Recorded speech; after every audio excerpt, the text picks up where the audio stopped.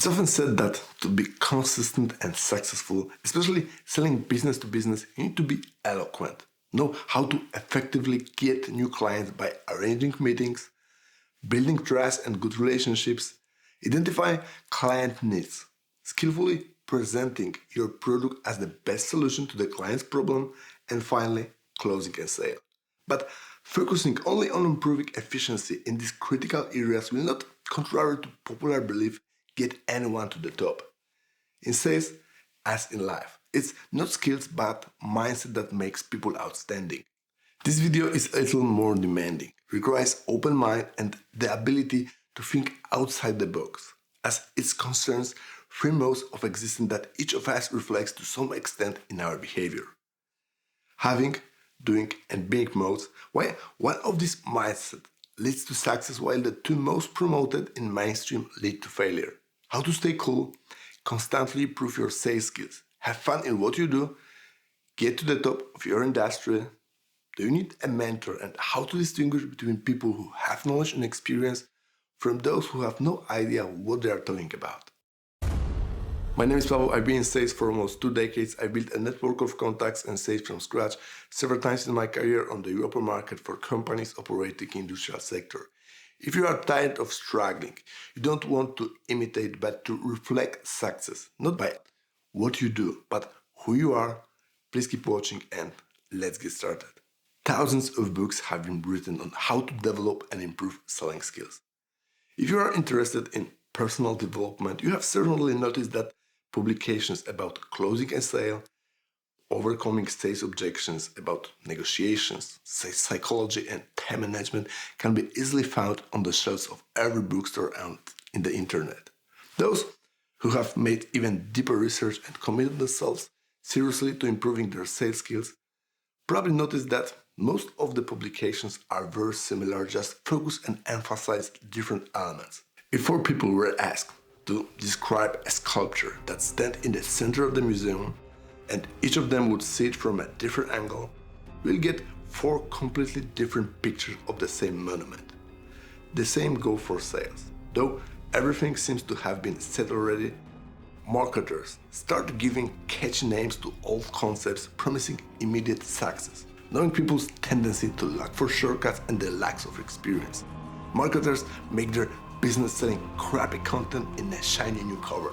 They know very well that people love to believe in wonderful pills that allow losing weight without keeping a diet, gadgets that are able to shape sexy body without heavy exercise, sweat and effort.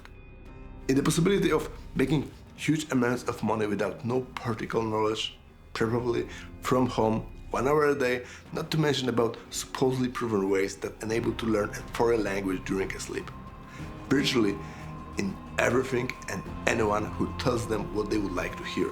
Giving a credit of trust is important, but that's our experience determine what we believe in and what information we automatically reject. Therefore, even the best tips and advice can immediately be ignored by our subconscious mind. People don't see the value of things they have never dealt with before. Subconscious mind automatically sets aside ideas that are new and direct attention to familiar and proven patterns. More specifically, the reticular activation system, RAS, a network of neurons located in our brain, is responsible for perception of reality and operates by filtering out unnecessary information and processing theoretically the most important. To sum up, our internal radar, RAS, the reticular activation system, focuses our attention on selected elements, tracks them in our surrounding, while ignores the rest taken as useless and unimportant. We can say that it looks for confirmation of our previous beliefs. It's not difficult to guess that people find what they are looking for, and if they do what they have done so far, they also get the same results. If you want to believe that something will not go well, you will find arguments and examples that confirm your convictions immediately.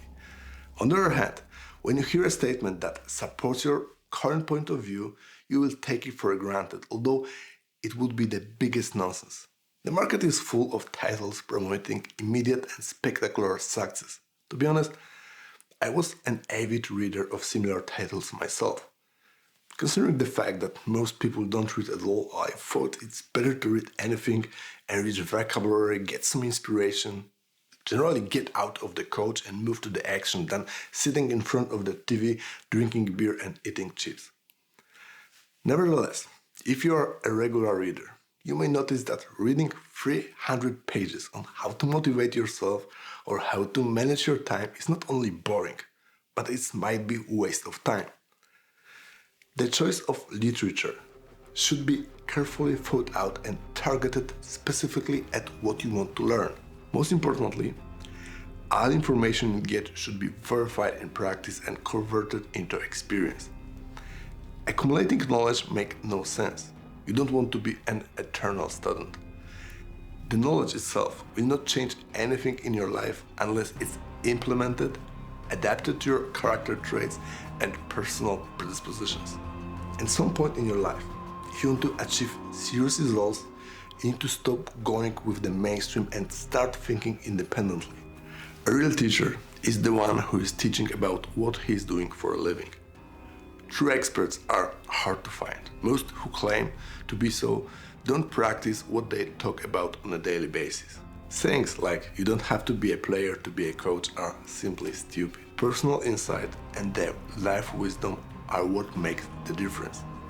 Bookish knowledge and that based on someone else's experience are usually taken out of context. If someone hasn't tested personally what he says at least 100 times in different markets and industries, has only a vague idea about the true nature of the profession he teaches. Understanding certain issues when it comes to selling requires practice. Just because someone becomes a millionaire doesn't make him a sales expert. But unfortunately nowadays it's considered almost equally. You may even get the impression that someone who doesn't have millions on their bank account is not authorized to talk about success and taken seriously. What I mean is, people confuse financial success with skills that allow to replicate that success from scratch whenever they are without money and connections. People who measure success by the level of possessions and achievements are also the ones who focus on what to do and say to get things done. That's why are at the lowest level of the paradigm of concept having, doing, being model. They don't see the broader context. They only focus on the effect without understanding the cause. Chasing material values, reputation and status will never make someone happy in the long run. Just like canned lines and sales scripts will not dispel clients' objections and build trust, no matter how smart they sound. The having mode brings temporary satisfaction. People believe that they will be admired for their wealth, things they have, and money, but in the real world, no one really cares, and there will always be people who have more and of higher status. Millions of regular people around the world professionally involved in sales are living proof that success in business doesn't go along with sales skills, as well as being a great salesperson doesn't guarantee wealth, especially if someone is full-time employed. Nevertheless, it's extremely difficult to achieve business success without selling skills. Many roads lead to happiness, and everyone has the right to choose their own, as there's no one right way. Money is important. It gives freedom. The lack of it can be the cause of many problems, but not everyone is fit to live in a golden cage, giving and devoting free time to exchange for money and social status. In some industries, it's possible to make a lot and achieve financial success, but there are professions as well which don't offer such opportunities, but they can provide other benefits, like for instance, fulfillment and still guarantee a great lifestyle and satisfactory level of income. Just like in sport, depending on the present dominant trends in every country, becoming, for example, football player or MMA fighter can significantly increase the chance of gaining fame and money. The same way, choosing the right industry has a huge impact on your ultimate financial success. Self-aware people, driven by their passion, often choose the path of career that is not very well paid. Even when they get a master class, they will not make a fortune and the picture will not appear on the cover of newspapers, but they are undoubtedly professionals. Therefore, it's not the state of possession and fame, but the quality of your choices that determine the value of who you are. In fact, only happiness is the highest level of success because it means that the right balance between what you do and what you get in return has been reached. The second widely promoted paradigm nowadays is doing mode. People focus on that mode, achieve satisfaction from taking a lot of action and hard work. Reaching set goals motivates them to moving forward, as it leads to an increase in productivity is definitely much more challenging and healthier than having mode. But it's just a transition mode that leads in most cases back to the having mode. Hard work and gain experience make that the level of position and status begins to rise. People in doing mode begin to identify with what they have become. Attachment to an identity that is focused on tasks that need to be done and taking new challenges begins to dominate in their lives. Ego starts to look for appreciation and recognition. The pleasure of action is no longer enough stimulus. The focus is redirected back on results, outcomes, and state of possession. The state of joy taken from taking massive action gradually becomes less and less fulfilling. Under the influence of doing mode, people undoubtedly start to learn new things, draw conclusions from their own mistakes, make great progress, and that's great, but at the same time, they start to see themselves through the prism of their actual achievements, and when they stop doing, or when things start to go wrong, they start to feel bad. Having and doing mode, in fact, are very similar. They focus on measurable things that can be counted and estimated like sales goals and sales figures. Virtually all available sales literature on the market focus on the execution of various sales techniques and strategies. Sales experts teach how in right way show value of the product, solution, ask the right questions, gather intelligence, handle with objections, as well as how to speak, stand and move. But usually this knowledge leads to nowhere. Just look at body language. Although it's an extremely important factor, putting attention on details like unconditional reflexes of our body, although it may seem like a good idea, has nothing to do with reality. Nobody in their right mind will focus on the things taken out of the context and analyze if their client's pupil eye turned down or up for a split of a second. This kind of knowledge is not practical. It's good to know, but in the end of the day, it may turn out that instead of making a progress, you take a step back because along the way you lost your authenticity and you don't see the big picture, trying to excel at what doesn't really matter. And so we go to the third mode, called being. You won't find it in the mainstream, it's too abstract, doesn't fit into fashionable trends as it requires deeper reflection, which in today's world is extremely difficult.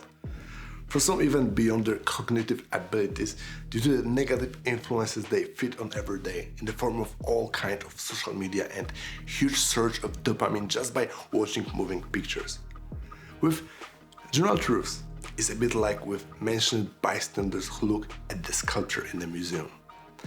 A different angle and perspective of seeing give a different point of view at the same thing. Although perception is very limited, gives the watcher a strong belief in the accuracy of his observation.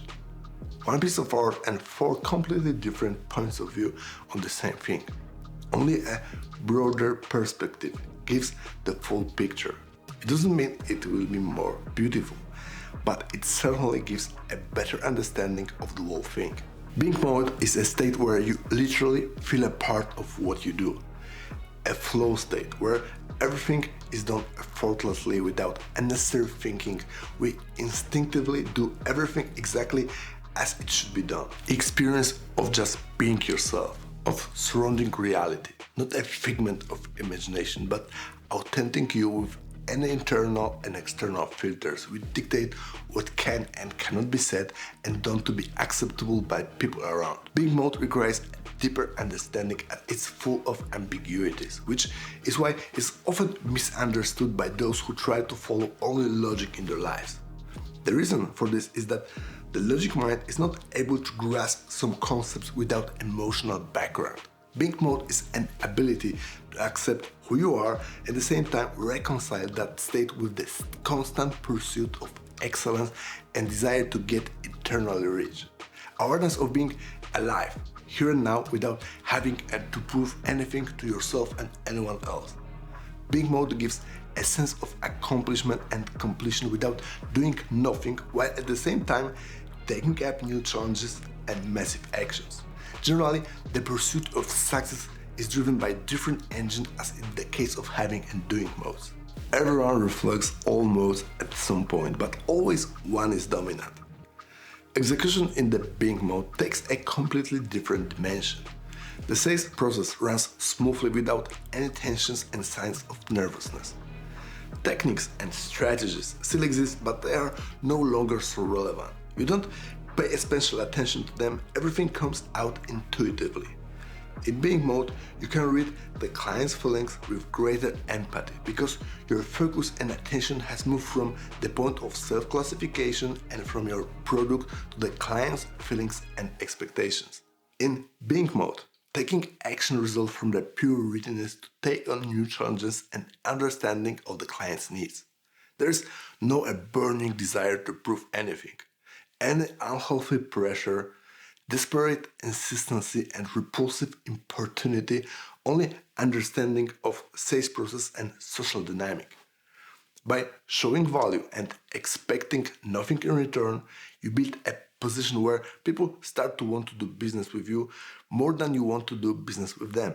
Being mode reflects values necessary to achieve success, happiness, and fulfillment in professional and private life as you stop chasing sales and people. Sales success is primarily the ability to read people's emotions, their fears and doubts, and the ability to affect people by giving them a feeling of confidence in what you say. Only full control over yourself can give you strength and power to influence people by transfer of emotions. Only focusing on overcoming and accepting your own weaknesses and building the ability to manage your own emotions, doubts, and fears is the true path to success. Focus on sales techniques aimed at persuading the customer to buy by trying to influence him using, for example, social engineering tricks is certainly not a right way to build long-term relationships. Long-term sales success is largely based on trust and understanding clients' needs, not just only on the superficial, but really deep level. The idea is to become a sales consultant who really works in the interest of his client, at the same time pursuing his own goals, generate margin, high sales figures, implement sales strategy was very important without any internal and external pressure. There's a lot of inspirational people success stories, and we are all able to learn a lot from people, as well as we should be grateful that they want to share their experience and knowledge. However, it's worth verifying the source of any information, especially nowadays when everyone who achieved financial success considers himself as an expert. But in reality, most of these people have any track record and haven't spent enough time to know what they are talking about. When self-confidence crosses the border, it simply becomes an arrogance. Bragging is nothing more than just craving for appreciation. Crowds of advisors whose knowledge is limited only to information found in books and in the internet without any experience and the right background are unlikely to put anyone on the right track. They give tips and advice left and right while have no idea about given market and industry. Especially young people can easily draw wrong conclusions by focusing just on superficial issues and ignoring core of the problem. They forget about seemingly irrelevant details, which affects not only their performance but also the quality of their lives. Finding real joy in what you do and understanding of the sales process from the very beginning is the key to success, not only in sales but in every profession. Identifying the right professionals is difficult, but of course possible. Requires some common sense and the ability to evaluate what you hear. Accepting everything uncritically without any doubts and assuming that it's a fact only because someone theoretically very successful says that is simply not smart. Visually, everything you hear and read should be questioned. Also, that's what I'm saying to you right now. Nevertheless, not all information can be verified and some actions must be taken immediately. That's why you have to trust someone from time to time, at least to some extent. People need mentors. If you have someone who you respect and trust, Check first if he or she has something to say on things that bother you. People whose knowledge and teaching have been verified in practice and brought you expected results in the past are the most trusted source of information. Generally, people who want to be experts in their fields need to know how to assess the credibility of the source of information and have someone to rely on, because life is too short to learn only from our own mistakes. Although knowledge today is widely available, very often almost for free, we tend to overlook areas where improvement is really needed because our focus is elsewhere. Life is too short to be able to learn everything only from our own mistakes. Drawing conclusions from failure is priceless because it affects the subconscious automatically and will remember such lessons for a very long time, but it's also very time-consuming and stressful. Having the right mentors significantly increases the chance of success by eliminating mistakes that we would have to make ourselves. Not to mention how long it would take. In many cases, you would need years to come to certain conclusions on your own. Access to information has never been as easy as today. Of course, apart from masses of scammers who rely mainly on someone else's knowledge and have no professional experience, there are also many great individuals who have unique insight and have a lot of smart things to share. And I want to mention about 3 of them, especially for those of you who were just starting out. A lot of valuable tips and information, especially for beginners, can be found in books written by Brian Tracy. Even though most of it was published decades ago, they still have tremendous value and the knowledge contained is timeless. Brian himself is a person worth admiring, a real fighter who for sure could have retired years ago, but he's still very active, selling his books and courses. Even though he's over 70 years old, he has kept great mental fitness. When it comes to helping people improve their lives, taking control of emotion and seeking fulfillment, extremely valuable are publications and seminars led by Anthony Robbins. Through his books, videos and presentation, Tony provides insight into effective selling. It's a perfect balance for the knowledge passed on in widely available sales literature. Social media and the internet generate very easy access to knowledge nowadays. Successful people who previously were not able to reach a wider audience are able to speak out loud about matters that can hardly be found in the mainstream.